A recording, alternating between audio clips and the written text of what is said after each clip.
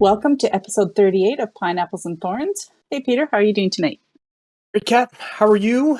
I'm tired, but it's Friday, so I'm happy. Got some special guests with us tonight, and we'll introduce those guys in a minute. But first, you want to take us through the CFF news? We have a heck of a lot going on right now. The end of SCWL week is just happening. Red Thorn is going to promote into Masters 2 or back into Masters 2, so that's a bit of a relief.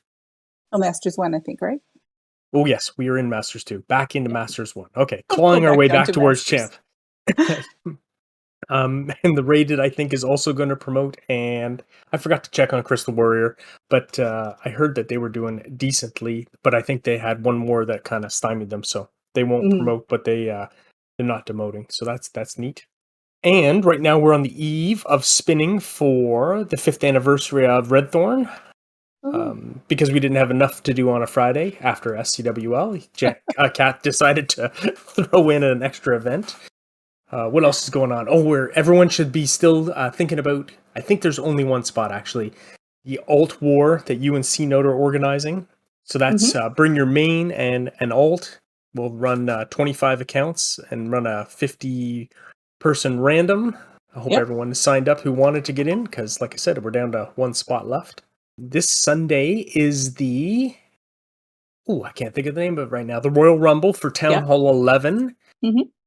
Kat and Miss P are the reigning Town Hall 9 and Town Hall 10 champs. So we'll see if another lady can squeeze in and hold on to the 11th spot, the 11th crown. Pretty sure Miss P is registered for that one, so probably got the guys running scared. Yep. She's a killer. I think that's all the news. Yeah, the draft war is still in another month, and I think there's lots of spots for that as well. They're not sure about it, they should just DM Inc. and he can get you sorted. Fantastic. And today we have some super stars of Clash podcast with us. Super amazing friends of the CFF, Hiro and Wu from the Only Clash podcast. Welcome, guys. Hey, thanks for having us. Yeah, absolutely. Pleasure to be here. Glad to have you. It's a big deal for us to have such luminaries join us. Trolls. Hey, listen, I thought the news section was over, because that's definitely news to me. So each of you, if you can give us a brief Clash history, how you started playing the town halls you play and how you found yourselves at C2J. Take it away, Hiro. I think that I started around 2016. I think I looked up my old achievements a while back. So I think that was the very first achievement I ever got, was like part of the way through 2016. So I'm not sure how that really correlates to the Clashverse, but I do remember when Town Hall 12 just came out, and then when Town Hall 13 came out, and I was always one Town Hall level behind, and so it was like always a drag kind of a deal. And at one point I thought, I'll just never catch up. There's always going to be the next level, and I won't be there. But lo and behold, now I have 2 max accounts. So yeah. Nice. And how'd you find your way over to C2J? Actually, I looked that up too. I started following podcasts. Probably I drive for a living, or I used to anyways, so I was always big into podcasts, and then one day it kind of clicked, and I was like, well, surely there's video game podcasts too, not just like Joe Rogan or whatever. So then I found the very first podcast I think was Clash on the Potty, and I started following them, and I started following Carl's podcast, and he had probably only done about 10 episodes at that point with Lucky back in the day. So once I kind of got in with them, I really liked the podcast, but I never wanted to join their clan, because it just seemed like they already had their own thing going. But once they, like in episode like 20 or whatever it was, that they said they created a clan, I was like all in for it.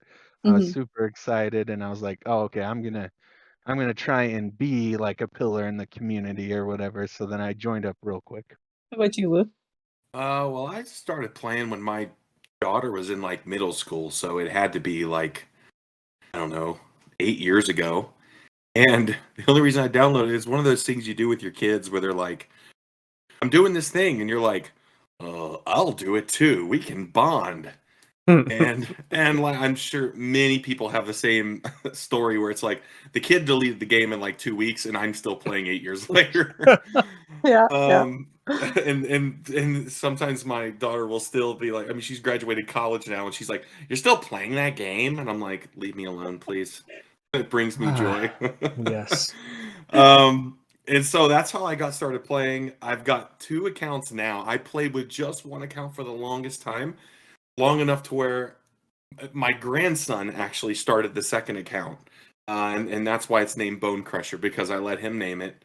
And so he started that second account. He played for a little while, and then, as kids do, he got bored with it and started playing other games. And then I just basically adopted it. And so I have my main account, Wizard of Woo, that's a 14 maxed out, and then I have Bone Crusher, which is kind of a mid-level Town Hall 13. And the way that I got over into Crystal to Join was very similar to Hiro. When I was really into Clash of Clans, when I first got into it heavy, is back when Town Hall 10 was like the top, and the original Clash War League or Champions War League had started. And I used to listen to Rigoletto's podcast live and interact with people there. And I was just so happy to find a podcast about this thing that I was really into that was so niche. It was such a small community, and found someone that was talking about it every week. And when I got away from that kind of competitive play and just farmed for a while and kind of didn't play the game much for a few years, I finally got back into it. I'm like, surely there's podcasts out there. And that's when I started searching, and I found you guys here. The Clash Files family. I found and Crystal to Join, obviously, and it like Crystal to Join was just degenerate enough to where I thought I would fit in okay. And honestly, I joined the Discord and I just lurked for like 2 weeks. I knew they were in Back in Black. They were still using Back in Black at the time, and Lucky was still on the podcast with Carl. And I just lurked for like 2 weeks just to get the vibe of like how people were in the Discord. And everyone was just so friendly and like, I don't know. They were friendly in the way that you treat like your friends that you've had for a long time. You know what I mean? And I was like, okay, these people are good to me. So I was like, hey, I want to join the clan. They let me in. So I've just kind of been stuck to them ever since. I'm like a wart, I guess. Hiro, how did you decide to start podcasting? I think that it had always been something in the back of my mind that, especially like once I had kids, it felt like I lost a lot of time with some of my like guy friends or with like actual friends, and so it was like I felt like I wanted to carve out time with some of my friends, and I thought this would be just a podcast in general. At first, I didn't really think that it might not be about Clash of Clans. I guess I thought, well, we just do whatever we want, kind of a deal. We just have fun. Like it doesn't matter what we talk about, even if you know, Kat and Peter are the only people listening to my podcast. That's good enough for me.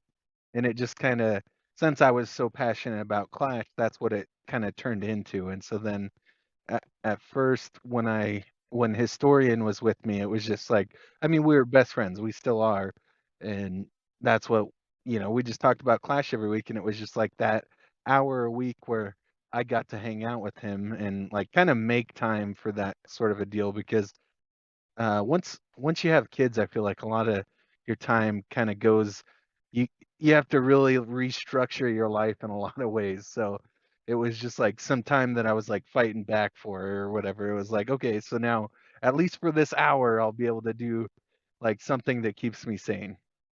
Yes. And what made you decide to? I don't know if it was a volunteer or if you were told to do it, but what made you step up to become the new co-host of the only you pay him the only Clash podcast? He does.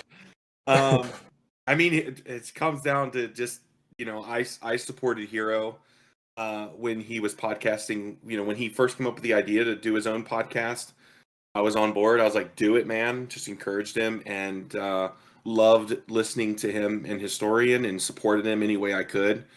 And after Historian took a break and stepped away from the podcast, he asked people to come on, and he just asked me to come on, and then he kind of asked me to prom. After I was on, he was like, "Will you do the podcast with me? Check yes or no." And I was like, "Absolutely, man." So I'm fortunate enough to have some more free time. Obviously, with my kids being older and just having the grandkids around now, I'm fortunate to have enough free time to where it's not too much of a strain on me to make time for my friends. So it was an easy decision for me, and I have a lot of fun doing it. And I told Hiro, as long as we're having fun, I'm gonna do it. I won't stop. So it's been great. And I watched you plan that live episode in Buffalo after we had dinner. We sat around the fire for 5 minutes, and then you said to Seton, "Okay, you ready to go do this?" And by the time everybody got their chairs settled, you'd had a script written out. You had your computer set up. I think you're a natural at it. It just seems to fall to right in your strike zone.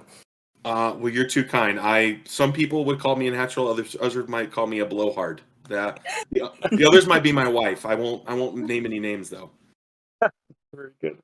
So, for your main accounts, guys, how did you come up with your account names?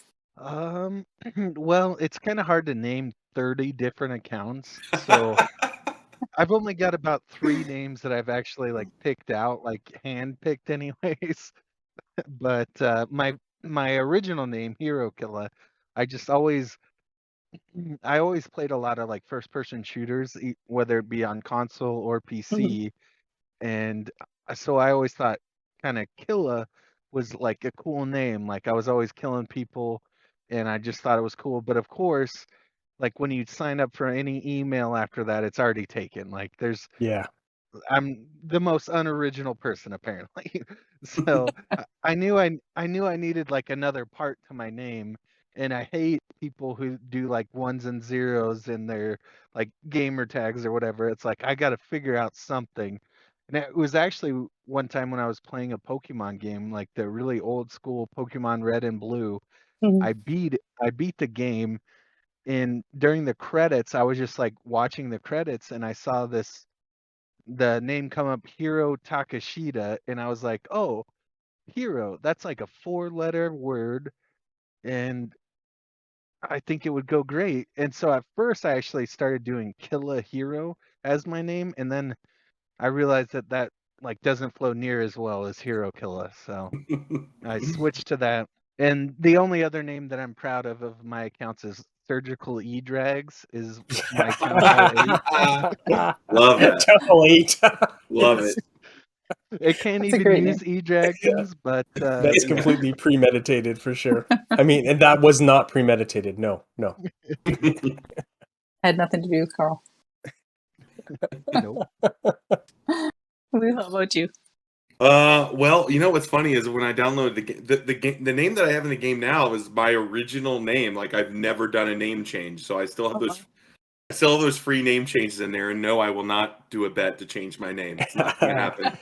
But I didn't really know what the game was because I downloaded it just because my daughter was playing, and I thought you were going to play a character. Like I thought you were going to be someone in the game, and so I just thought, well, I'm going to name myself a wizard.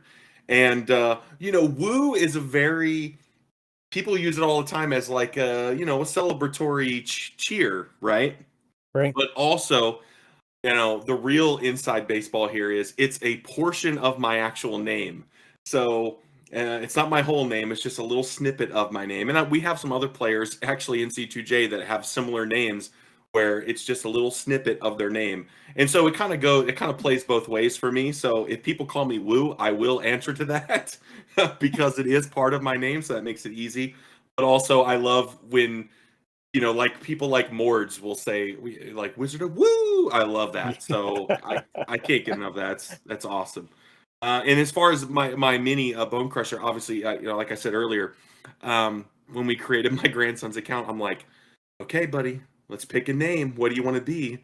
And he's like Bone Crusher, and I'm like, okay, that's good enough. Like that's a good name for a 3rd grader.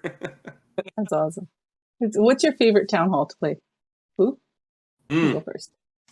Is anything but Town Hall 14 an acceptable answer here? Because Sure. My favorite of all time was old school Town Hall 9. And like that was when I was all in and really tried to be competitive. Was that old school Town Hall 9. And I loved Go Baho and old school Town Hall 9. But since, being maxed out, I have a lot of fun with the mini. That's like a mid 13. I don't mind hitting up 14s for 2 stars, and I don't mind dipping I don't mind dipping at all ever. Let's just make that clear. But 14 is just like I struggle so much with things. I still have fun. I don't take it that seriously. I have a lot of fun with my 13 though. And I think probably 14 is hard for me because it's so well balanced and I'm so bad at the game that I can't find just quite the spam army that's perfect for me. Hiro, how about you?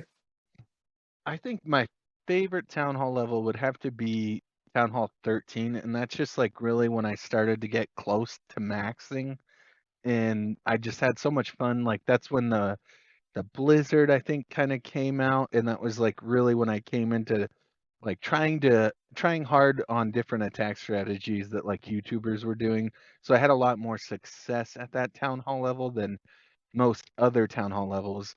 I would say my most hated Town Hall is definitely Town Hall 12 though.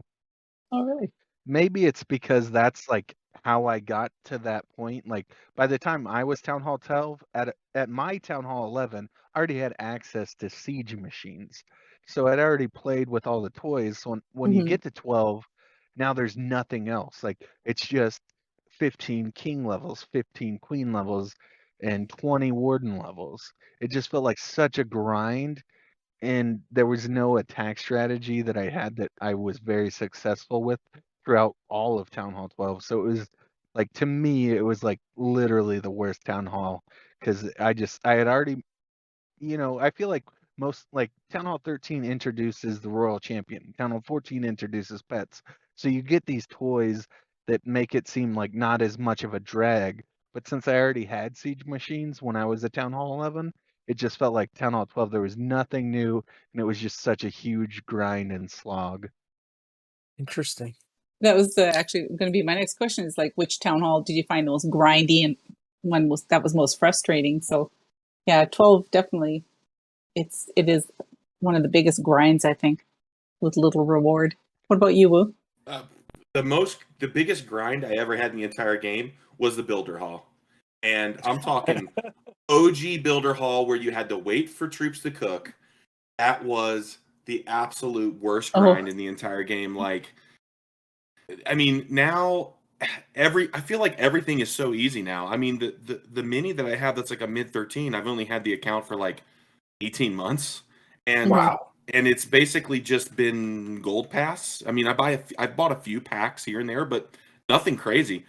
So I think they've really made the game like they've eliminated a lot of the pain points, albeit with your hard-earned dollars. But they've made it easier to spend those dollars on things that are truly impactful. Whereas it used to be gymming to max used to literally mean thousands and thousands of dollars, and now no one's really going to gym to max unless it's for a clickbait YouTube video. But old school Builder Hall was like it was a serious slog. You couldn't even sometimes it would take you all day almost to get your 3 attacks in, just timing out when your troops would be done and knowing that you had to wait and wait, and it's like, okay, I'll be back later. Just as bad as Legends League now in some respects. Well, you'll be super happy to know that they have promised to do some kind of a revamp on Builder Base for 2023. So sure, It's not After gonna be good 15. enough. Yeah. and everyone's super excited about it, I can tell. Oh yeah. What's your favorite army composition and why, Hiro? I would say at like Town Hall 13, I had this mass hybrid with a Blizzard, and I think I watched a video on it. Like I don't think I can take credit, but it was like I think it was just like an obscure YouTuber, or maybe it wasn't, maybe it was like Echo or somebody like that just like it just didn't catch on with a lot of people. But like I really made it kind of like my own strategy with like dropping my Lava Hound, an E-Dragon, and then my Blimp with wizards in it, and it just like I had so much success at Town Hall 13 with it, and I still do. I've tripled max 14s on a Town Hall 13. Just like it, obviously it has to be like the right sort of base setup with it, but it's just like I still find success with that attack strategy, and it really reminds me of like one of the first wars I ever like jumped into in Crystal to join, where it was like such a teaser base, and I actually lost my blizzard right away. I Mhm. didn't get the town hall down, and it was like one of those corner town halls, like with the scatters on the other side of it. Ooh. And so it was like one of my first wars with these guys. So I was like super just like, oh my gosh, like I'm probably gonna leave the clan after this if I get a one No, star. oh no. Don't pull a C And note. so somehow I just like sent everything after the town hall and like wardened, and then I still got a triple. And like Yeah. everyone in the chat was just like blowing it up, like I can't believe you actually tripled after that and stuff. And I was just like, yeah, it's calculated. That's awesome. Ooh, how about you? My favorite army comp is like a Queen Charge hybrid, and the reason is when it's done really well, which I don't do very often. I mean, it's basically spam, but it's spam that can look really good if it's done well. And it looks like it was like Hiro just said. It looks like it was super calculated if you can really execute that hybrid well and get the funneling right. Mhm. And so that's why it's my favorite is that I can spam and people will still go, "Wow, great hit!" every once in a while. Yeah, I love Queen Charge Hybrid, but I also don't usually execute it quite well enough to Oh triple. yeah, So I'm in the exact same boat. A nice high 70% is good for me. Have you tried a Blizzard, Woo? Like you have the best teacher as your co-host on Oh, your absolutely. podcast. I did a Blizzard in CWL twice this week. All right, and I mean, I'm just as bad as that as everything else. I mean, I get the 2-star, and we call it a day. But yeah, I'll try lots of stuff. I've had people even like goat me into trying Lalo in Legends League. And, you do like 4 attacks in a row, and you're like, well, all right, the day is completely wasted. I'll just do hybrid tomorrow. I love those yes, 1-stars. yeah. Let's see. If you could be any troop in the game, what would it be and why? Who wants to go first? Woo? I'll be the wall breaker. Let's just get it over with quick. Hero? I would probably be an E-Dragon, so Carl actually likes me. Yeah. Great choice. Great choice.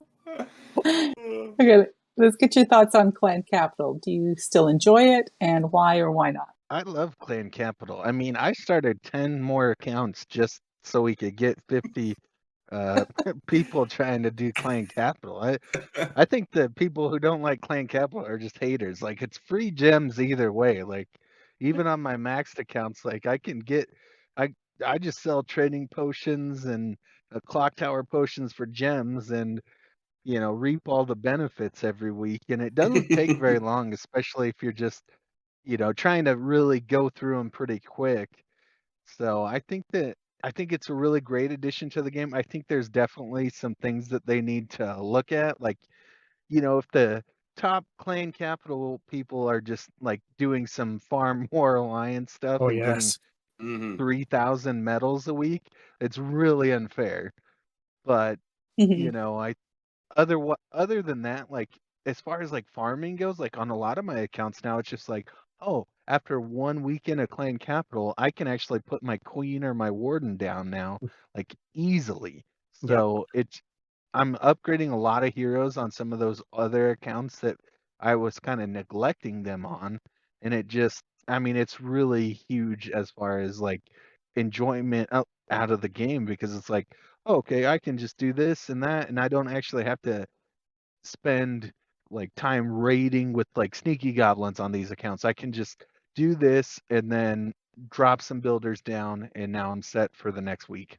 And I hear you use one account to sacrifice medals for Oh, another account. Like that's your thing to do, right? Yeah, actually I got about this week I didn't do it, but the other week I actually got almost 30,000 clan capital gold. Jesus. oh my gosh.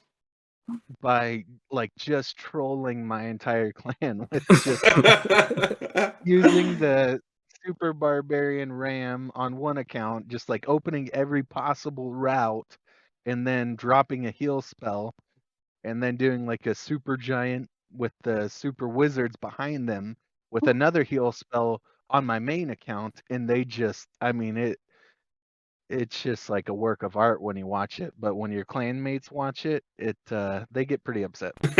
Yeah, I'm just gonna say right now that's a toxic strategy, and if you want to know how toxic it is, there is a picture of Hiro's face photoshopped on Britney Spears from the music video "Toxic," posted in the C2J Discord.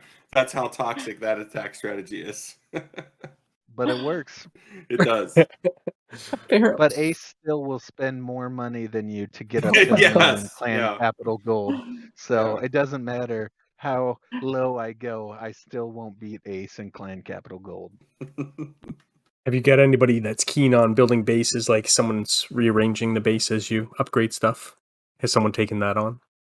No, everyone just like puts it all on me. It's like, oh, what are we supposed to upgrade, Hero? And I'm like, just because I like it doesn't mean I know what we're supposed to be doing. Like, just because I'm the only one that plays this thing religiously, like, come on, guys. Like, we all need to pitch in here, but nobody's taking the mantle up. So usually on a Thursday, if I'm not busy at work, I'll pull up some YouTube videos and try and do it myself. But I'm certainly not like playtesting anything. It's all just ripping them off the internet. They really need to add the stinking copy and paste base. Yeah. Agreed.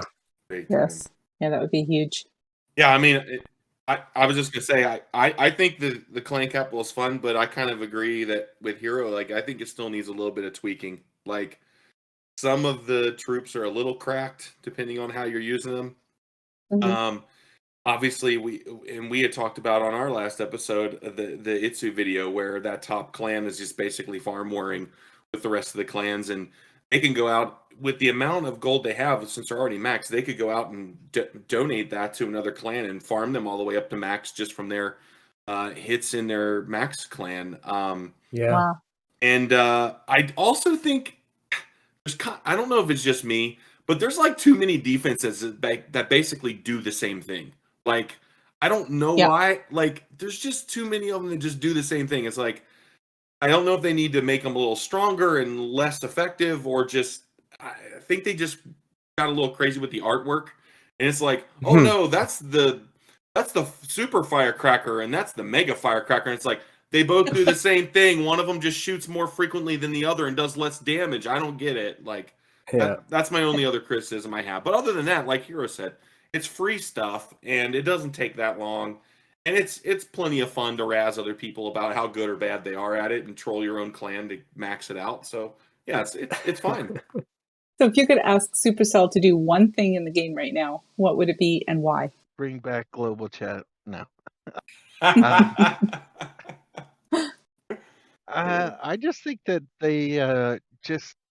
I don't think I have the idea that they need. I just think that they need to listen more to the community as a whole, because there's a lot of like great ideas out there that kind of go like fly under the radar in so many Mhm. updates. It's like, I mean, like you always say, Kat, like we could use bigger clan sizes. Like it becomes like so silly sometimes when it's like we're hopping back and forth to donate, especially sometimes during CWL for us anyways. I'm not sure how it is with your guys' clans. And Mhm. then other people are in Discord complaining about donations. And so it becomes this like whole issue that it's like, man, if we could just like somehow have like a clan alliance that I could actually just donate to those guys in those clans, I would be more than willing to drop gems over into other clans, but it just takes so much more work to hop over there physically to then donate to then hop back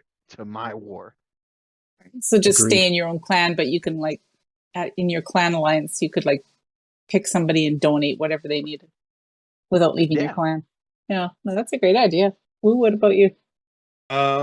I mean, we'll keep with the theme of clan capital. I think we need to be able to see our clan capital gold and our raid medals on the main village screen.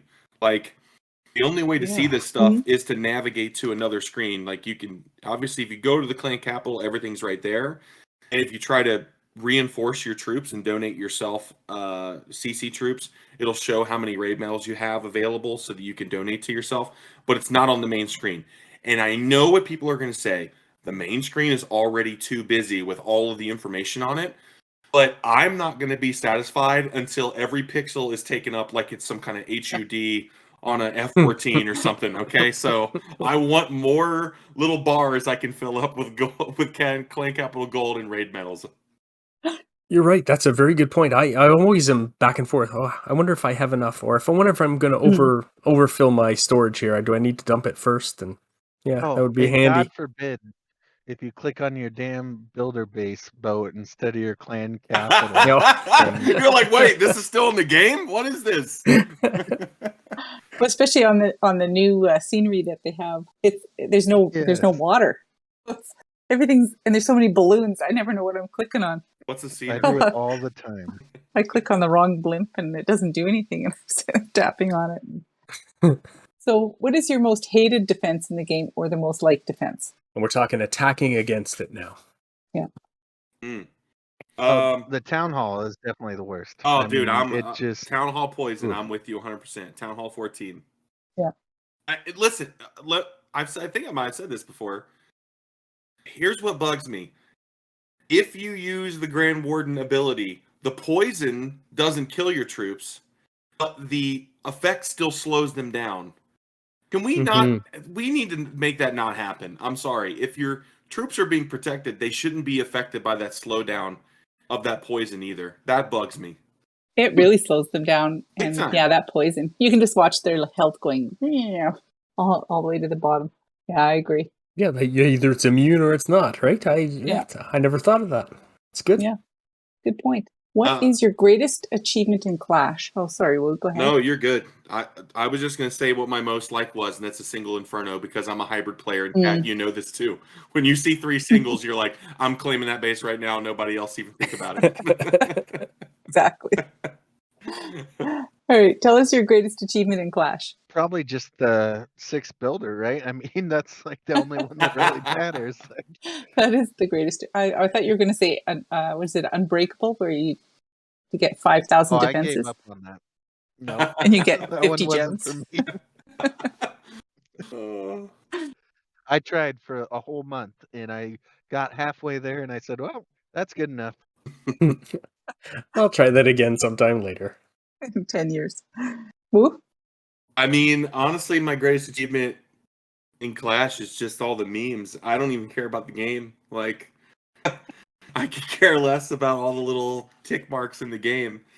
I'm just all about making the memes. And if it weren't for the community I was in, it has to do with Clash of Clans, and I wouldn't be able to share as many memes as I have. In fact, when I saw Carl a couple weeks ago, I had to pull up my meme folder on my phone and just scroll through all the memes that I had. Some things I'd never even posted. And he was like, what in the world? And I'm like, I know. Like, it's one of those things where it's like, this is what I need to self-destruct and delete if I ever die. No one needs to see this folder. Tell us your most embarrassing moment in Clash. Probably when I was like clashing during a funeral. No, I didn't actually do that. But just like anytime you get like a 1-star is like such a horrible feeling. It's just like you just feel like okay, I should just retire at this point. Like there's no coming back from this. Like sure, C-Note just said it's fine, but like come on, like it's literally the worst feeling in the world. Wow. Careful. Yeah, I mean 1 star, I that cannot possibly be my most embarrassing moment, because that would be I'd be too embarrassed all the time. I don't know if I'd ever play. Mine would just be going in with like the wrong army in a friendly war, or like no heroes in CWL when you're like so jazzed up and you just did a legend attack or something, and you're like, all right, I got this. I got it all figured out in my head. And you don't even look. You just click right through it. And you're like, oh my gosh, what do I have here? Like, this is not even close to what I was doing. And you're already in the attack. The 30 seconds is ticking off. And you just know this is all bad. Like, that's the worst feeling. Especially because you're so sure of yourself. That's why you click through those screens so fast. You're so sure of yourself, and to be just completely let down by your own stupidity. That's definitely the most embarrassing. And you know you're gonna get it. Like, should you just close the game and not reopen it? Because you know when that attack is over and you go back and there's like 12 messages already in chat. You're like, here we go. Okay, I'm about to take this on the chin. So it's like, yeah, that's definitely the most embarrassing moment. But look, those are the moments that honestly make the game for me, because that's the stuff that we talk about the most. We talk about the really good stuff and the really bad stuff. So I'd rather be hot or cold, so I'll take it. But even an Agent Paladin swagging 5 spell spots, you don't talk about that as long as you talk about that time that Wu went in without heroes, right? It just, those things, right. Those things have a life of their own. Or when AP 1-starred in CWL, and it wasn't a troll. Like, we'll be talking about that forever. Trust me. That's right. That's right. That actually reminds me too. Because I have so many accounts, there's been a few times where I'll just load into an account. I knew I need to do my hit like immediately, so that way I can swap to my next account and repeat the process. I'll actually go in and do a regular attack. Like, I'll hit the attack button instead of the war attack button, and then I'll get a triple, and I'll swap accounts, and then I won't even realize what I did until the next day. I'm like trying to see who I'm gonna pull out of CWO because some jerk missed their attacks, and I'm like, wait, how did I miss this attack? And so I'll go back to that account and I'll look and I'll be like, somehow I went and attacked a regular base and didn't even realize it. Like, I'm such an idiot. That 20 account life. Are you up to 20 now? I have about 30. Oh my gosh. So we're way past the 20 About. account life. Yeah. 10 of them are all Town Hall 6s just for Clan Capital, though. The other 20 are like at least a little bit better than that. Wow. It's getting close to intervention time. So tell us, do you guys have any hobbies or an activity outside of Clash that you enjoy? With like a favorite? Just Clash with 20 accounts. Yeah, no. I play a lot of video games, even like I'm just like a gamer, I guess. I play a lot of Pokemon Go, like when I'm trying to get out and do stuff, and play some Minecraft with my daughter. She's really into it right now, and then I do frisbee golfing on the kind of the weekends sometimes if I've got a group to go with, anyways. Awesome. Ooh. The only other video game I play honestly is Mario Party with my family, like on Sundays. And Mario Party is like the Monopoly of the 21st century. It usually ends in my family like not wanting to ever play with me. Not because I'm trolly, it's just because I win all the time. And my son recently moved back to Vegas, where we all live, and he hadn't been playing with us as we've been playing every Sunday. And so he just kind of sat and observed the first few times. And they're like, oh, there's a lot of luck involved. You got to get really lucky with your dice rolls and some of the games the mini games. And then I won like the first like 3 games that we played, and he goes, "There's got to be a little bit of skill involved. The same person's winning every time." So I'm just good at it because I played those old school Nintendo games, and it's very like old school Nintendo adjacent. So I like doing that. I like spending time with the family, and we love doing that kind of stuff on Sundays. And I'm into cars too. As much as Car will blast me for how stupid my car is, I do like doing car stuff, and I do go to the track here in Vegas and actually drag race and stuff like that. So I do like doing, and you'd have to be very, I'm not going to dox myself, but you have to be very sneaky. You might find videos of me on YouTube doing car stuff. I'll just put that out there. If someone can find a video of me doing car stuff on YouTube, I'll send you $50. I'll send you a $50 gift card if you can find a video of me doing car stuff on YouTube. They are out there, though. Okay, Ace will be on the job. 100%. And he don't need the $50, but he'll do it anyway.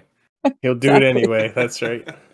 Okay, we're gonna become a little bit Clash adjacent for a moment. Name your favorite Muppet and tell us why it's your favorite. And this question comes to us courtesy of Fado. thank you, Fado. Hiro, do it.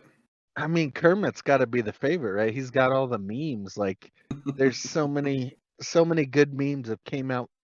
Kermit the Frog, so he's got to be my favorite.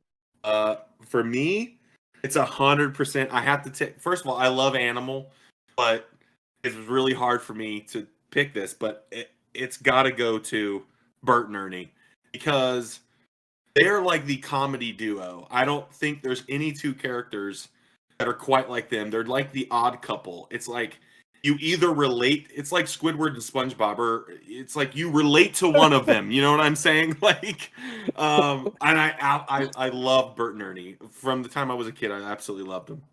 Which Muppet do you think would make a good troop in the game, and what would be its strength or weakness? I think Oscar the Grouch probably, because he's got that big trash can. He could probably throw Builder Base in there. That'd be a good strength. Hold on, a trash troop? We already have the Valk. What are you talking about? Ooh. No, he's got the trash can. Oh. Just put all of Builder Base in that trash can, and then it's over. The rework complete. We were complete. For me, first of all, I thought there was already a hog. I thought Kermit was already in the game because there was a hog rider. Ooh, spicy. No, but honestly, do you guys know who Lou Zealand is? He's the guy that throws the fish. Oh yeah, Dude, that Lou Zealand would be the best because we don't have a troop in the game that has like that boomerang attack, animation. So, I mean, his strength would be he would come in and just throw a fish, and it would hit a couple of the buildings and do some damage. And his weakness would be every once in a while he would hit himself and he would take damage. So just like in the movies. Have either of you ever been approached by anyone in public while you're playing Clash or talking about Clash? Only one time, and I don't speak of it again now. I actually went to McDonald's one time, and I ordered like through the app, so I'm like just chilling in the parking lot, basically waiting for my food, and this guy comes out, and like I have nothing against people that smoke, but like when someone smokes and blows it in your face, it's kind of like irritating sometimes. Mm. And so he was like, "Oh man, what are you doing?" Because like my kids are so like embarrassing. They just say hi to everyone like no matter what. So the guy's out there smoking, and my kids are like, "Hey, hey," and the guy comes over and he's like, "Hey, what's up?" And I'm playing Clash, obviously waiting for my order, and he's like, "Oh, you play Clash of Clans?" And I was like, "Yeah, I do." And he goes, "Dude, I play Clash of Clans too, man. Do you want to join my clan?" And I was like, I kind of have a clan. And he's like, "Oh, are you a leader?" I said, "I'm not a leader, but I'm pretty much a leader because Carl sucks." And he's like, "Oh man, I'm a Town Hall 9. You should join my clan. We got a bunch of big guys in there." And I was like, "Yeah." And he's like, "What Town Hall level are you?" And I'm just like, "Yeah, I'm a Town Hall 14. He goes, "No way." So then I had to physically show him, and he goes, "Damn, that's awesome." And then he just left, and I was like, "Okay." That's a great story. Well, I've only been approached one time, similar to Hiro. We kind of alluded to this earlier. I was playing one time in public and around a pretty big group of people. And as some people might know, I like playing with the sound on. So, I had a headphone in and I thought it was connected. So I was hearing the sounds and I thought it was coming through my headphone, but it was coming through my speakers. And so it was kind of loud. And this really nice, gentle guy came over. He was very well dressed. And he was like, "Yeah, hey sir, that's really loud and you're bothering some people. If you don't turn that down, we're gonna have to ask you to leave." And that's how I was almost kicked out of my grandma's funeral. So no, honestly, I've never been approached. I have looked for people playing in public just to pick their brain, and all I want to do is ask them questions. Like the same type of questions you guys are asking us. I just want to know why did you start playing this game? What town hall are you? What do you like about it? What don't you like? But I've I don't know if this is a testament to the state of the game. In all my travels, I'm always looking for people in the airport or whatever that are playing it, and I've never had that kind of interaction. Some people in my work life will ask me, like, what do you do for fun? And I'll mention it to them. And the look is, I don't know, somewhere between confusion and disgust. I don't know. Yes, I agree. I've seen that look. Yes, me too. Yeah. They're like, oh, you're a gamer? And I'm like, I play mobile games. And they're like, oh, please leave now. Just tell them that you also do a podcast. Oh no, that's even Right. more. That's even worse. That's you. As someone in Wolfpack, as Clarfy in Wolfpack so eloquently put, I'm just impressed that after 10 years you have something to talk about. Way to boost your self-esteem there. Exactly, I love it. Kat, do you have an answer to that question? I don't think I've heard that. Oh, about being approached in public? Yeah. Yeah, I remember I was on the bus and, of course, playing the game. And this woman came over and sat beside me. And similar to what Hiro said, oh, you play Clash of Clans? I have a clan. And then I think I was like close to a max 13 at the time. And she said, yeah, similar. It was like, I think she said she was like a 9 or 10. And so we chatted for a bit and I kind of put my phone away.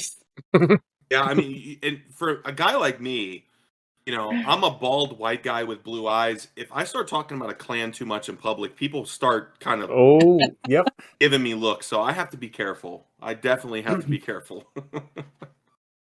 Have you ever? Sorry, this is like an additional question. Have you ever like revealed the podcast to anyone in real life? Because I had a guy that like came up to me because sometimes I podcast like in odd places, but it was a guy.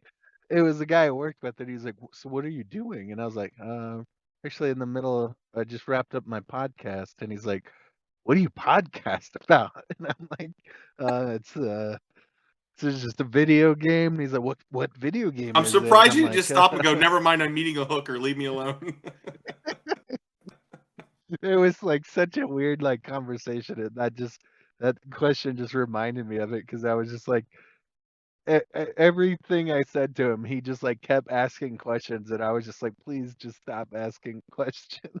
Like, Yeah, so Peter and Kat, have you guys ever had that kind of discussion in public about your podcast? I have a good story about this one. Yeah. So I'm at that awkward age where my kids are grown. So I don't have any, like, we used to have kid friends, like kids. We had adult friends with kids our same kids' age, but my kids are now off to university and things like that. So we've kind of grown apart from those people. And I have university friends, but, we're spread across the country, so I don't get to see them regularly. So my wife exercises here in the neighborhood with a group. And so we're trying some couple things out. And of course, we went to the Blue Jay game here in Toronto. And after the game, we went to dinner and, oh yeah, what do you do when you're not, working? And so I got to say, well, I do a Clash of Clans podcast. Boy, was that a conversation stopper. Oh, boy. Jan gave me the look. She says, maybe you shouldn't tell people that anymore. It was just so boom. That's awesome. Yeah. Yeah, the podcast has never come up for me. I know there's some people at my work talking about wanting to start a podcast, but they didn't know anything about how to do it. And I was going to say something, and I thought, no. That's your time to shine, Kat. That is your time to shine. No, these people would not have understood. download Anchor. There you go. That's the easy Get way. on Discord. Done. Yeah.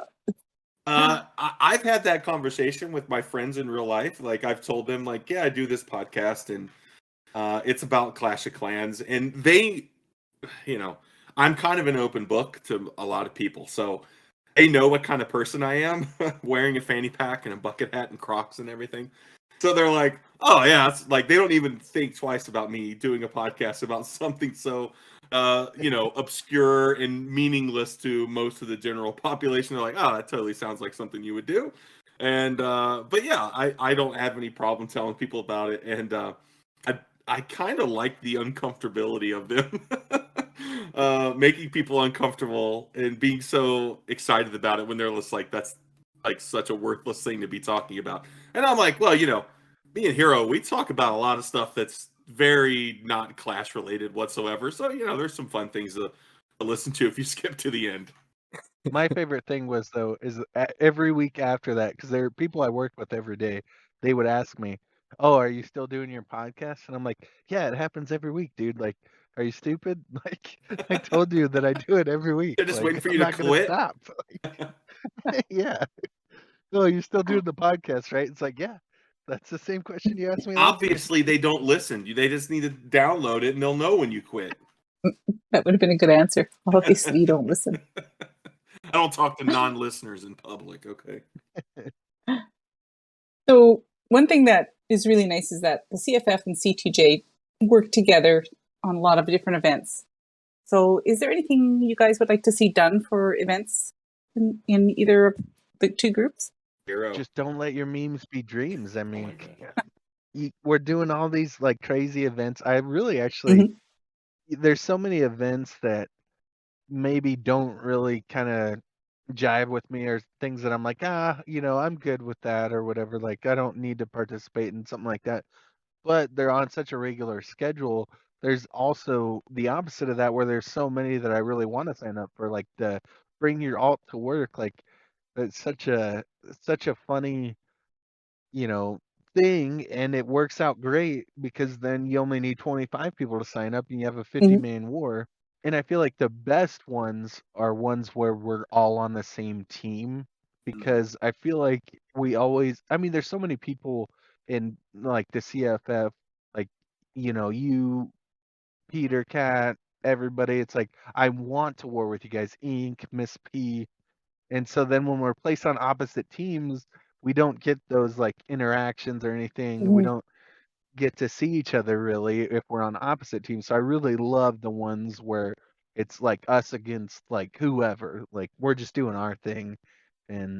But you guys strike a really great balance of every other week or every couple weeks, there's always something going on that we can look forward to.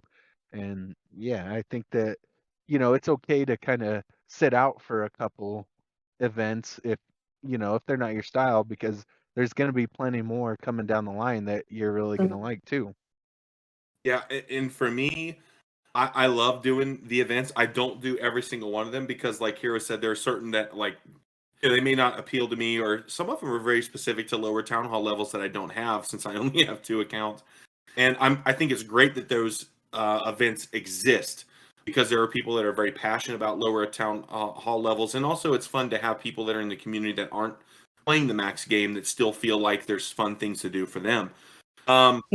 My favorite type of event that's happened, honestly, is the Royal Rumble. Like when the first Royal Rumble happened and it was Town Hall 14, oh, that was my favorite thing that happened because it was just 1v1, climb the ladder.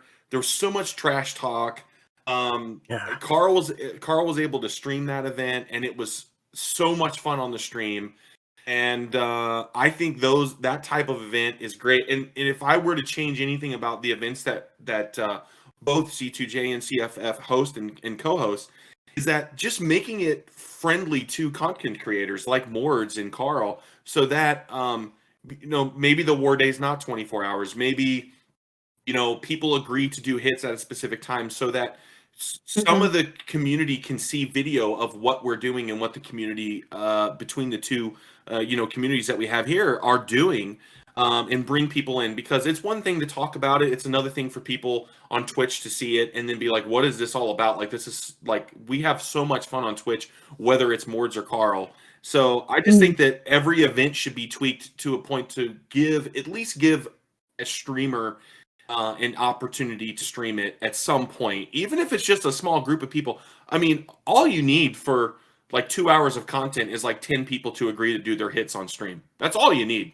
Yeah. So even if it's a 50v50, if you just have 10 people to volunteer to hold their hits for when someone goes live on stream, that's plenty of content to get the message out there about these events. Excellent point. It's true. And it's a good point because, it is a lot of work for these guys to set up all their equipment for their stream and spend their time, doing that for for the different events. So it's not too much to ask to try and coordinate something so they have some activity to entertain I am always their down to viewers. fail on stream. Let me just tell you right now. As are we all.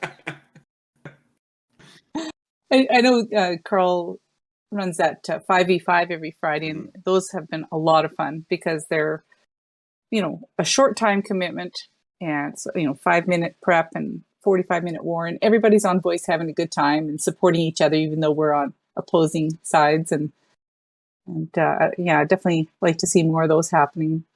Yeah, for sure. I think that go ahead, that's Hiro. the best part of. Oh, sorry. That's the best part of those 5v5s is that we're actually all in voice together when we're doing them. So it's not really like one team against the other team because everyone's kind of like, oh, good job or whatever, unless it was like that one that Ruben was in. That one was pretty toxic. But all the other ones, anyways, like everyone is super supportive and it's just like, oh, even if you triple them, like they might have a couple like choice words, but actually they have a smile on their face the whole time, so it makes everything worth it kind of a deal. And I think that it strikes like such a good balance, like as far as 5v5 I think is perfect for like that hour-long format. Maybe we might need to mix it up as far as like what time we're doing it or what day to get more people to be able to join, but as far as like the 5v5 goes, I think it's like so perfect. Maybe we just need to mix up the time so like other people can join. Like I can't see like a 10v10 working out near as good anyways. Yeah. Yeah. And I'll agree with Hiro. I've only done one of the 5v5s, but I have popped in that voice chat from time to time. And I'll just put it out there to the community. You don't have to be good to do a 5v5. You just have to have the time to do it. And if you're nervous about... Or be on Knob's team. Yes, or be on Knob's team, and then you win every week, right? That's the thing.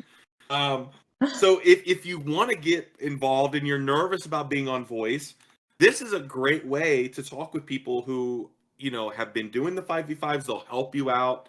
They'll talk you through it. They'll like Hiro and Kat has been saying, like everyone is encouraging when they're on voice, and it honestly is just a lot of fun. And it's enough fun to where somebody like me who's not even doing the war will just pop over there and just sit and listen and talk to everybody. So it's a really good time on voice to just come hang out. So, if you've ever thought about it, even if you're not good, don't worry about it.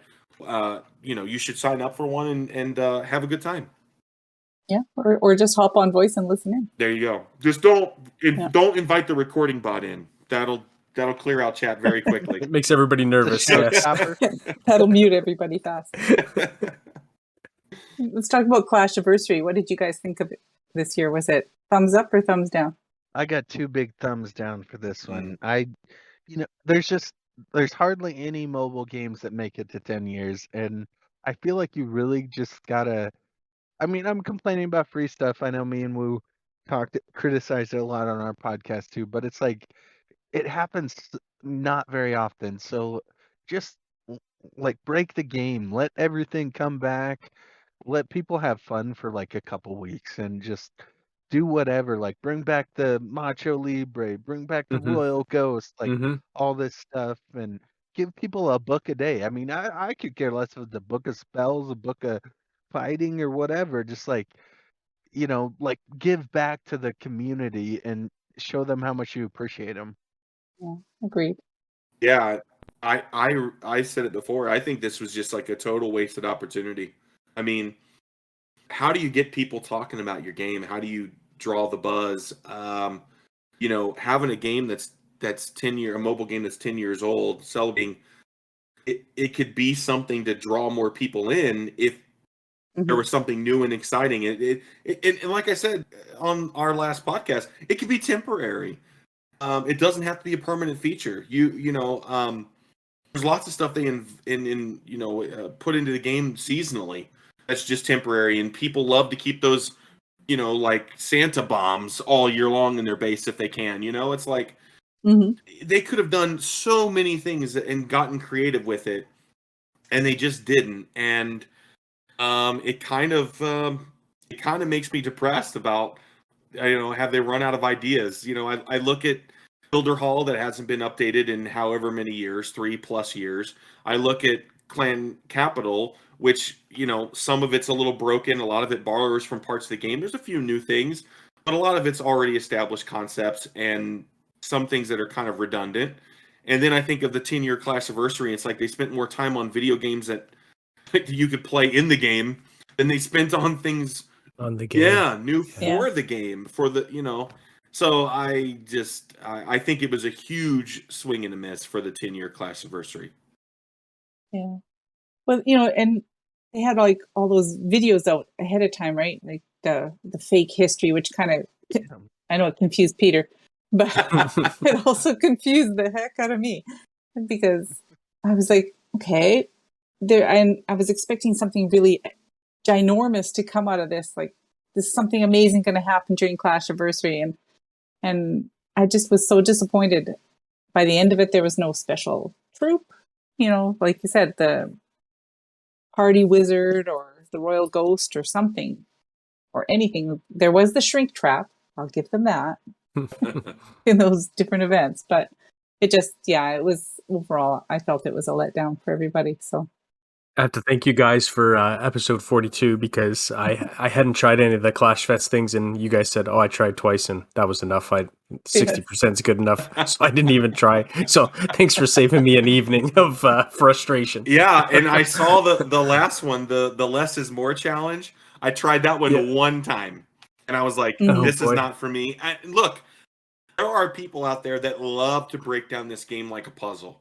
And I think that's part of the appeal to the game is that you can play so many different ways and really kind of make it your own. And for those people who love to break down a base like that and treat it like a puzzle that needs to be cracked, I think those challenges are fun.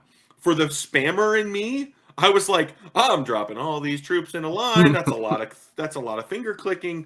And I didn't 3-star. And okay, I'm done. I'm not going to Finland. Whatever. I'm not winning a Clash hoodie or whatever. All right, I'm done. I'm not putting any more effort into this. Yeah. That was pretty cool, though, eh? A trip to Finland as a reward for the fastest. I mean, that's kind of out of the box. That was pretty creative.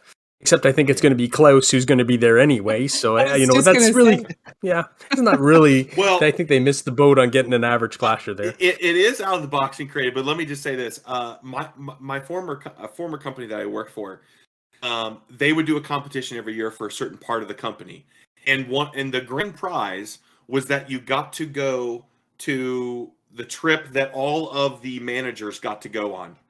And it was like, oh my gosh, and they always went to a really nice place and they stayed in like a Ritz-Carlton. So, hey, nice hotel.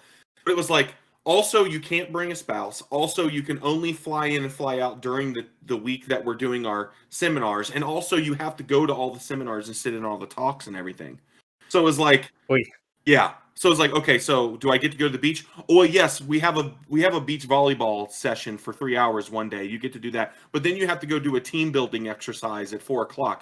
So it's like, it's that thing where it's like, the prize is Finland, but it's like, I have news for you. They already have a budget for sending people to Finland. So all they did was just put your name on the list. It's like, out of the box for what they would normally give away in the game, but it's not like it's something they weren't already doing. You know what I mean? Okay. Yep. I'm sorry. I'm poo-pooing on free stuff again. This is something we do on our podcast. The Brash American podcast. I'm sorry, all the Canadian listeners. I'm sorry if you have to skip through this part. No, it's a good point. Like, it's overall, it's not costing them any more or less because you're right. They probably have a block of rooms that they're paying for. Transportation's already paid for. It would be cool. Give somebody a skin that's not even in the game. You can only win in a challenge. Give someone a scenery that's not in the game that you can only see if you look this player up and look at their base. That would be cool. People would talk about that. Yeah, that would be motivation, I think, for a lot of people. Or go to Finland. Definitely. Or go to Finland. Hang out with Klaus. September Gold Pass. What do you guys think of the Clashfest King skin? Oh my gosh, I hate this skin so much. I think I was bullied by that guy in high school. It's so Clash Royale. Right? It's such a terrible design, I feel like. It feels like everybody else watched the lore or the Thor Love and Thunder commercial and saw Zeus, and they were like, let's make that a skin because everyone's gonna watch the next Marvel movie anyways. So I don't know. I can't. It's worse than Clockwork to me. I just don't like it. Yeah, he looks like Stretch Armstrong or something. I don't know. He's a little too bendy for me. Peter, what do you think? Yeah, it didn't really appeal to me either. You know, a little bit of Alice in Wonderland and the knights that were the Queen of Hearts guard and stuff. That just Right. it's just weird. Did you buy Cat, or have you Well- accumulated it yet? Well, the skin, I haven't quite finished the gold pass yet, but no, I did buy the scenery because it was kind of cool. But I'll probably flip back to the shadow scenery in a day or so. Yeah, I've made it known on our pod that I'm not going to spend money on a skin or a scenery at all. The skins I could honestly kind of like care less about altogether. I know there's people who like to play dress up, and that's fine. I'm just not one of them. The scenery, the only way you would ever get money out of me for a scenery is if there was a dark theme in the game that didn't just turn my village dark, but every other village dark. I would be all in. I'd be all in. I don't even care. $20. I'm gonna spend it to basically just have that screen darkened for every single base that I hit. Other than that, I kind of care less about that. I'm the last person you should ask about scenery, honestly. Like a night theme. Yeah, That'd be really cool. yeah. I think people have been pushing for that for a long time. Oh, when Builder Base came out, everyone was like, "Oh, we're getting dark mode. We're finally getting a night mode." And there were this is so funny. I know you guys probably remember this. There were clans, entire clans that were built around Builder Base. And Yep. I don't know if there's any subculture in Clash that's been more neglected than those poor people. Yeah, yeah. There's so many people too that are like Clash adjacent that call Builder Base the Night Village. Yeah. They're like, yeah, the Night Village just sucks or whatever. And it's like, yeah, that's not what it's called, but I get it. I ain't laughing, but I get it. So one thing that's hopefully coming before the end of the year is Town Hall 15. So we thought we'd get your thoughts on it. Do you have a wish list? If you could have anything at all, what would it be? Take it, Hiro. I don't actually have a wish list besides like let's not do a bunch of hero levels. Like the heroes are already really strong. So let's just kind of give them that another 5 bump, whatever that puts them at. Pets, like please don't more than 5 bump them because 5 more pet levels through Oof. 4 pets seems like a really big slog.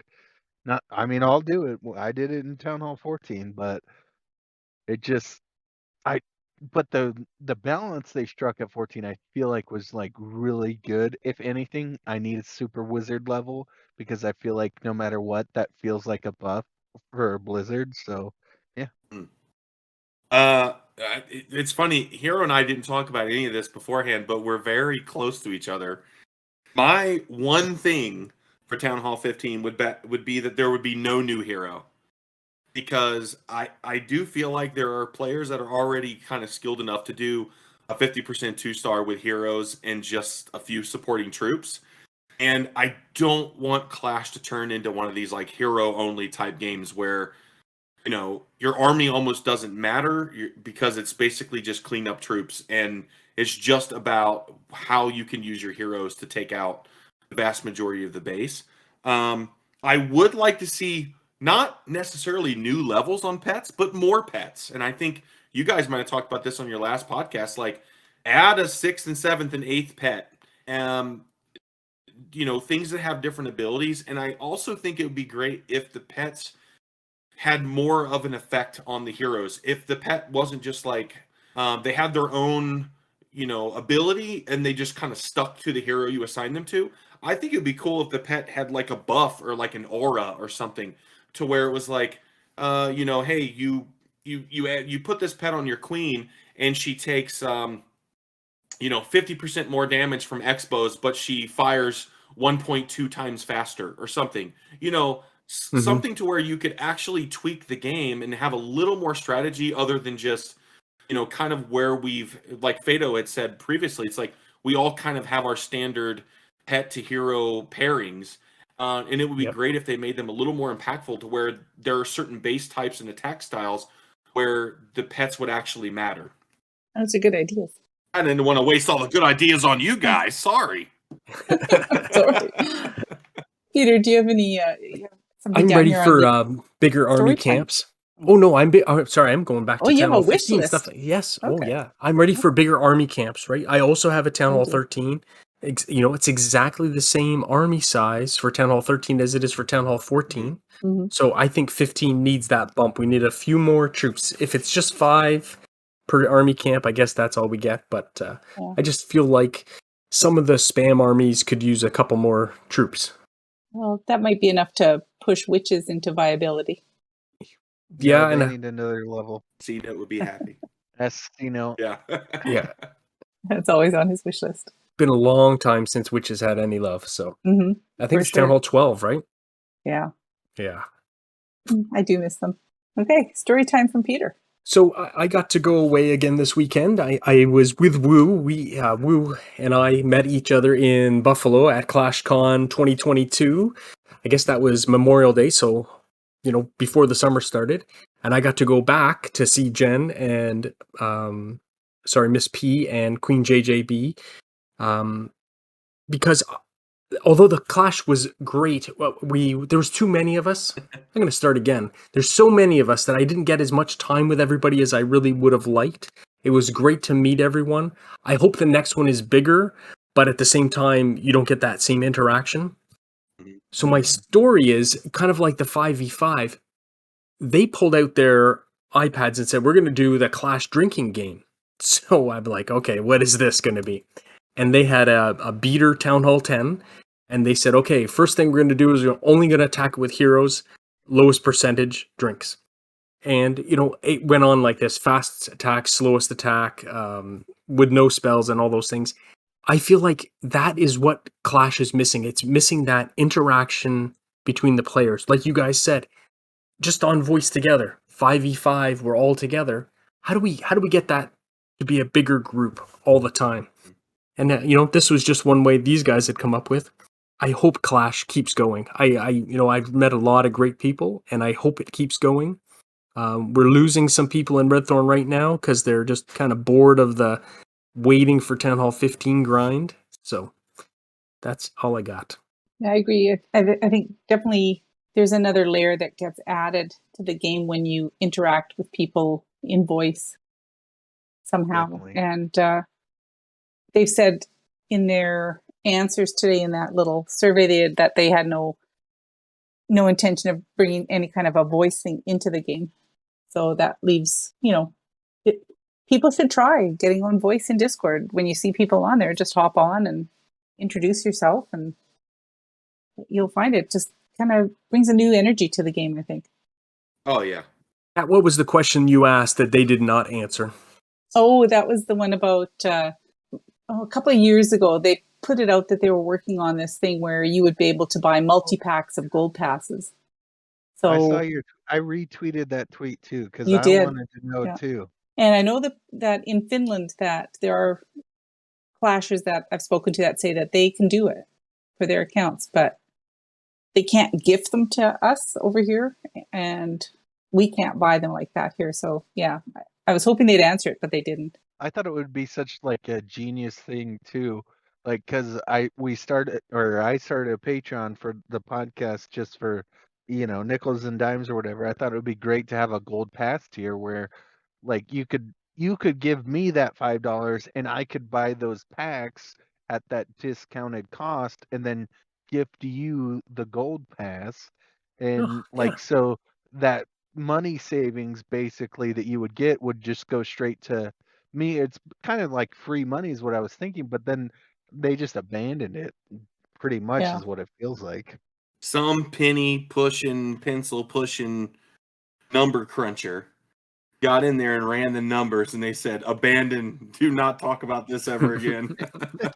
It's too great an idea. Yeah. All the, I'm sure they ran the numbers and they said, 80% of the people who buy Gold Pass buy it every month. So 80% of the people that spend, the $5 or whatever it is in your country, they would just buy that and we would lose money doing it or something like that. You know what I mean?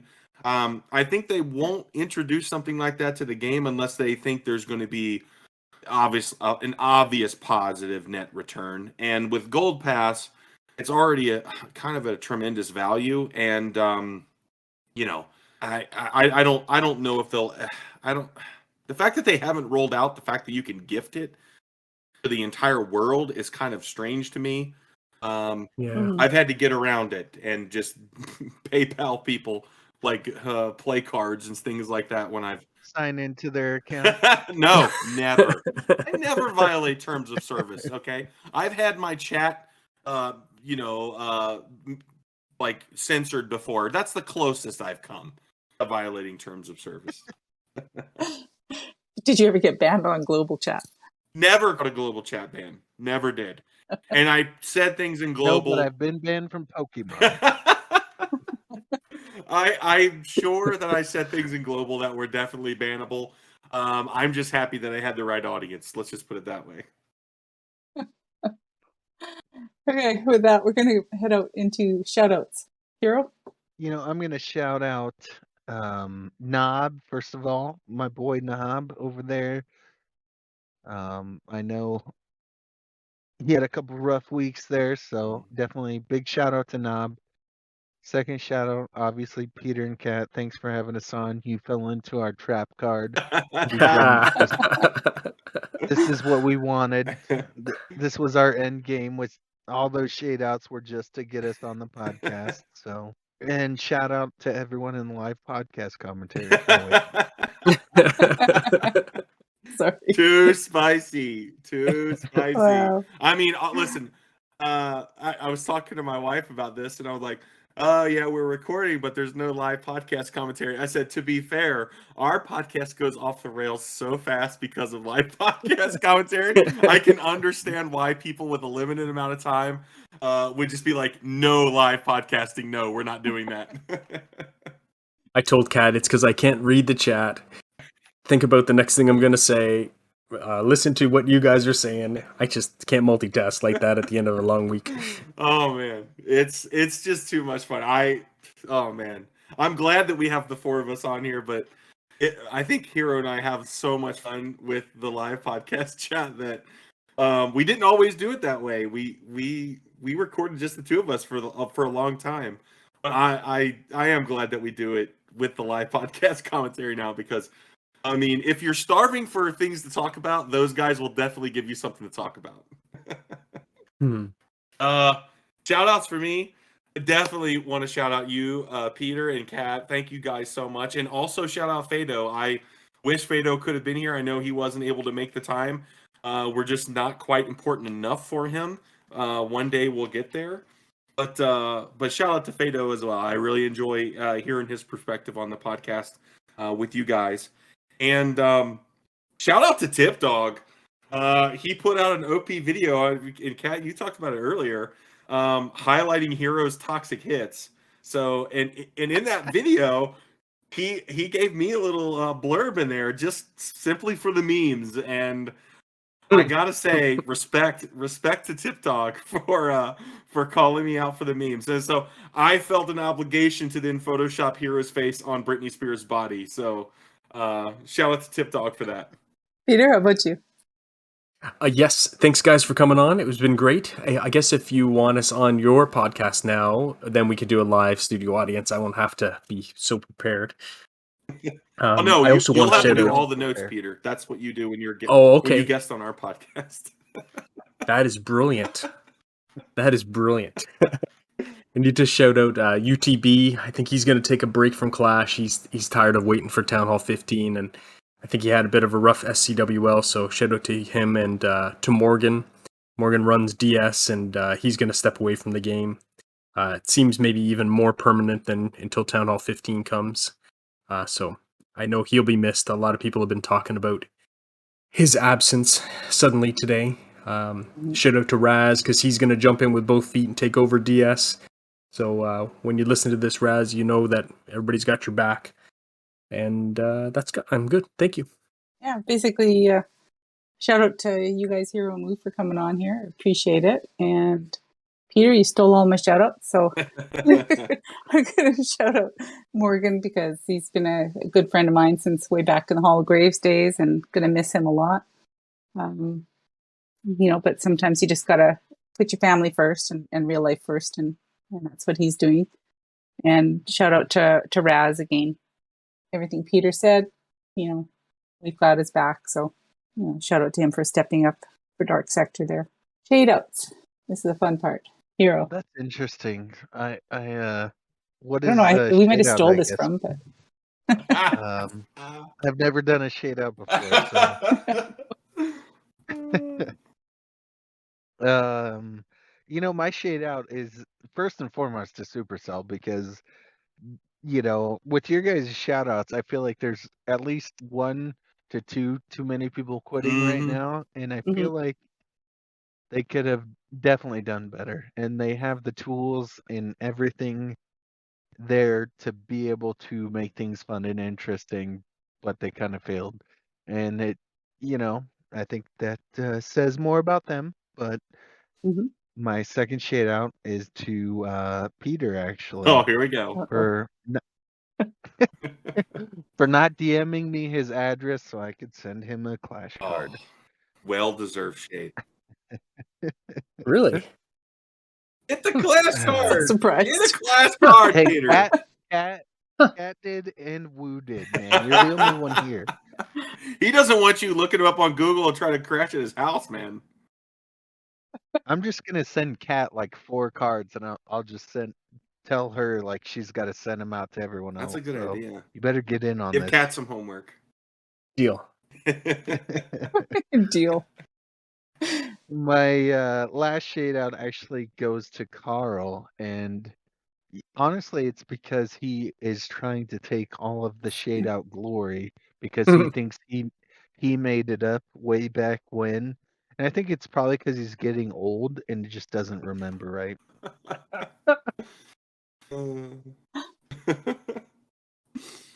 Woo. Oh, well, my first shade out is also to Carl, so I don't want to let this streak stop. Boy. I got shade for Carl because he shaded me out on the last Crystal to Join podcast for playing with the sound on during a spot. And let me just tell you, I was laughing so hard listening to how mad he was. He genuinely was mad during that shade out. And he was like, I was in that spot and I'm going, okay, yeah, Flinger's doing good. Flinger. And then he was just like, bro, turn the sound off. What? Like, he was mad. He was mad. And Carl's try hard. He was getting real sweaty that night, and I was like, oh yeah, man, sorry. And everyone else on voice was cracking up laughing. And the salt came out, so shade out to you for that. And you know what, Carl? You wouldn't even need me to spot for skelly traps. Do you know what a skelly trap sounds like, Carl? Because there is a noise for a skelly trap. You would know if your flinger tripped a skelly trap. But you need me on there to listen for them and watch for them and tell you.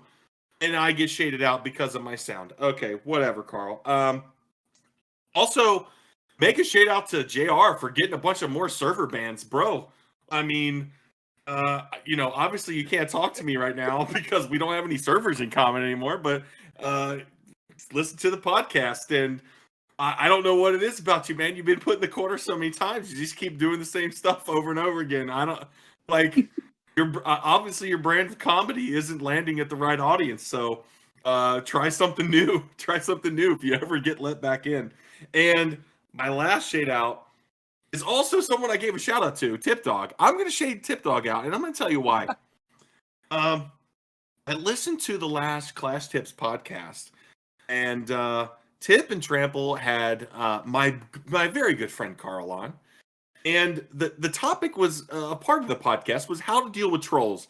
And Tip Dog gave a great example of how to deal with trolls. And that's basically to either, highlight their comments so that your community kind of takes them down for you and you can all have a laugh, or to just simply respond, wow, thank you for your feedback, or thanks for your comment, or something like that. Well, he posted a video on YouTube highlighting Hiro's hits in Clan Capital. And I actually commented on that video And his response to my comment was, "Ha, thanks for your feedback." So, Hit Dog, are you using your troll tactics on me on YouTube? Excuse me, sir. Mega shade out to you. Mega shade out to you for I know that tactic. You revealed yourself.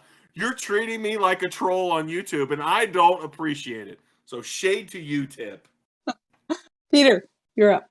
Mine is unclash related, but this happened to me last week just before I went away for the weekend.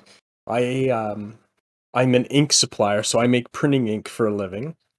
I import in a ink from Japan. It is super duper high quality and it cures by exposure to UV light. So there's a very big printer. Everybody knows this printer, so I probably shouldn't say their name. And they're struggling with the ink they have now because they buy inexpensive, and I have top end stuff. So I've had trials in there. I've been doing well. Last December, when all the shipping crisis happened, they put an order in for an ocean shipment, 4,000 kilos of ink. This is a big order for me. And it arrived in May, and they have made me sit on it. They are not ready to take delivery. And of course, I have to pay my supplier almost right away. So I'm now financing the single biggest printer in America. And I finally make arrangements. I'm going to sell it off because I just can't hold on to it anymore. I need to liquidate it. And then Friday, before the long weekend, we get an email from procurement in Switzerland, or I shouldn't say where, in Europe, to say, hey, we're ready for you to put your next proposal in for the contract for the year, and have it ready by the end of day Tuesday. And this is like Friday at 4:00 my time, going away for the weekend.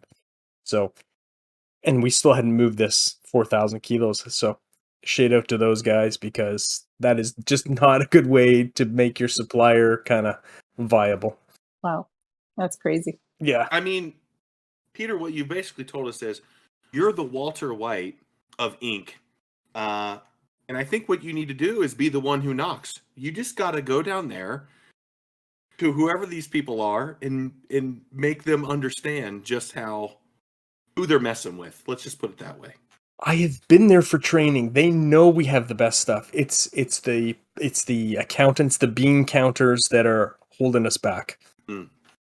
Oh, what you need to do, Peter, is walk up to them and say, "Do you know who I am?